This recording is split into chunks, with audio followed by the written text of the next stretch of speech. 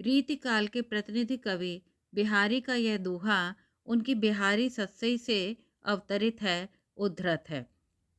यहाँ पर नव यौवना मुग्धा की सखियाँ आपस में बात करती हैं, यानी कि जो नई ब्याहता नव यौवना स्त्री है, मुग्धा नायिका है, वो विवाह के उपरांत उसका सौंदर्य बढ़ता ही जा रहा है, जिसे देखकर आपस में उसकी सपत्नियाँ, उसकी सखियाँ बात करती हैं। इसी दोहे को यहाँ पर स्पष्ट करते हुए बिहारी कहते हैं, देह दुल्हैया की बढ़े ज्यों ज्यों जोबन ज्योति, त्यों त्यों लखी सौतें सबे बदन मलिन दुति होती। कह रहे हैं कि उस नई नवेली दुल्हन की में शार की देह में जैसे जैसे यौवन की कांति बढ़ती जाती है, जो जो जोबन ज्योति, ज्योति माने कांति, उस नई नवेली दुल्हन की देह में जैसे जैसे युवावस्था की कांति बढ़ती जाती है, त्यों त्यों लकी सौतें सबे, तो उसकी सभी सपत्नियां उसके बढ़ते हुए सौंदर्य को देख करके बदन मलिन दुति हुए, उनके चेहरों की छवि मलिन हो जाती है, उनके चेहरों की द्युति हीन हो जाती है, अर्थात उनका चेहरा काला सा पड़ जाता है, उनका सौंदर्य वो सोचने लगती हैं कि इसके सौंदर्य की आभा में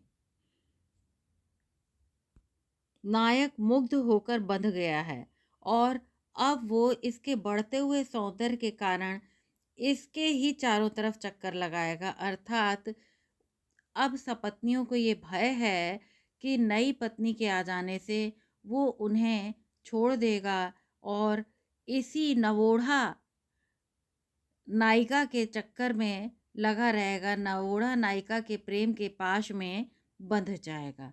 यहाँ पर उस मुग्धा नायिका के, नवोढ़ा नायिका के सौंदर्य का बहुत सुंदर वर्णन किया गया है। यदि हम भाव साम्य की बात करें तो यहाँ पर हमें कई भाव साम्य याद आते हैं, जैसे कि सोनु जूही सी जगमती गति इत्यादि। यहाँ पर विशेष रूप से कुछ बातों को स्पष्ट किया गया है जो कि सामान्यतः सब जानते हैं, जैसे कि बिहारी सत्सई में कुछ लोग 713 दोहे मानते हैं और कुछ 719 दोहे मानते हैं, और 13-11 पर दोहा छंद में यति होती है जो कि यहाँ पर बताई गई है। और बिहारी एक बहुज्ञ कवि हैं, श्रृंगार के अतिरिक्त विभिन्न रसों का प्रयोग भी बहुत सुंदरता से किया है। दोहा अर्ध सम्मात्रिक छंद है, इसके बारे में यहाँ स्पष्ट किया गया है। श्रृंगार रस के विषय में हम सभी जानते हैं कि यह रति भाव को दर्शाता है, इसे रसराज भी कहा जाता है। इसके दो भेद होते हैं, संयोग एवं वियोग। नायक नायिका के मिलन को संयोग और उनके बिछोड़ने को वियोग कहा जाता है। भाव साम्य में यद्यपि शारीरिक सौंदर्य का वर्णन का कई बार साम्य मिलता है, लेकिन हम यहाँ पर आत्मिक सौंदर्य के वर्णन को बता रहे हैं। उज्जवल वरदान चेतना का सौंदर्य जिसे सब कहते हैं, प्रसाद की पंक्तियां हैं। A beauty is a thing of Joy for ever, Keats की पंक्तियां हैं जो कि सौंदर्य की को परिभाषित कर रही हैं।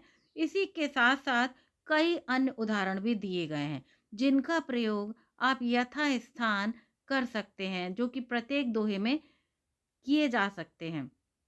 बिहारी के संदर्भ में कुछ कथन उनकी भाषा से संदर्भित भी हैं, जैसे आचार्य शुक्ल ने कहा है कि बिहारी की भाषा चलती होने पर भी साहित्यिक है, वाक्य रचना व्यवस्थित है, शब्दों के रूप का व्यापार एक निश्चित प्रणाली पर है।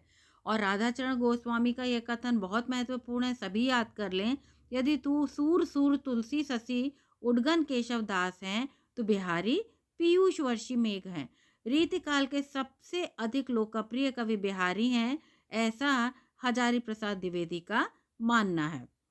वहीं तुलसी मानस के बाद यदि किसी ग्रंथ को साहित्यिक लोकप्रियता प्राप्त हुई है तो बिहारी कृत सत्सई को लक्ष्मी सागर वार्ष्णेय का कथन है। बिहारी के दोहों की उपमा नावक के तीर से दी गई है। नारी सौंदर्य के चित्रण में बिहारी अद्वितीय अप्रतिम माने जाते हैं। और एक अन्योक्ति वाला दोहा, नहीं पराग नहीं मधुर मधु नहीं विकास इह काल, ये बिहारी का बहुत ही प्रसिद्ध दोहा है।